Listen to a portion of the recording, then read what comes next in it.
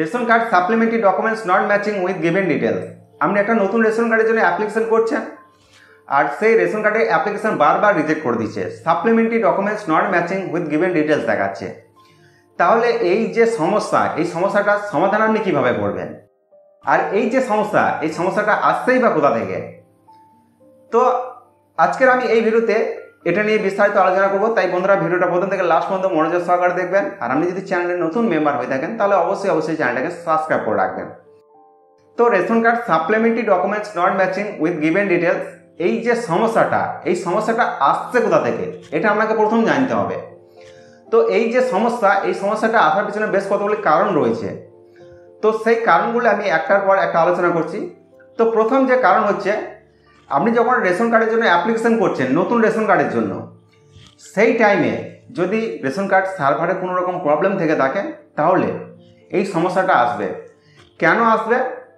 আপনি যখন রেশন কার্ডের জন্য অ্যাপ্লিকেশন করছেন আর সেই টাইমে আপনি যে ডকুমেন্টস আপলোড করবেন সেই ডকুমেন্টসটা যদি প্রপারভাবে আপলোড না হয় তাহলে কিন্তু এই সমস্যাটা আসবে। এইবার আমি বলি, আপনি যখন অ্যাপ্লিকেশন করছেন রেশন কার্ডের জন্য, যদি আমরা সেই ডকুমেন্টস প্রপারভাবে আপলোড না হয় তাহলে আপনি সেই ডকুমেন্টসটা কিন্তু সাবমিট করতে পারবেন, মানে যে অ্যাপ্লিকেশন করলেন সেই অ্যাপ্লিকেশনটাকে আপনি কিন্তু সাবমিট করতে পারবেন না।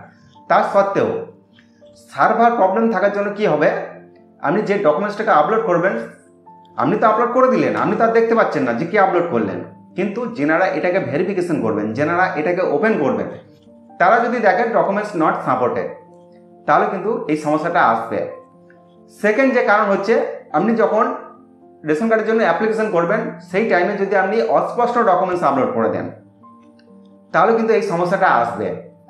থার্ড যে প্রবলেমটি হচ্ছে, আপনি যদি একটু বয়স্ক, সেটা 7 বছর 10 বছর 18 বছর ঊর্ধ্বে যদি কোনো রেশন কার্ডের জন্য অ্যাপ্লিকেশন করতে থাকেন, সেটা 3 নম্বর ফর্ম বা 4 নম্বর ফর্ম যাই হোক না কেন, যদি শুধুমাত্র আপনি একটি ডকুমেন্টস আপলোড করেন সেক্ষেত্রেও আমরা কিন্তু রেশন কার্ড অ্যাপ্লিকেশন রিজেক্ট করা হবে। Supplementary documents are not matching with the given details দেখাবে।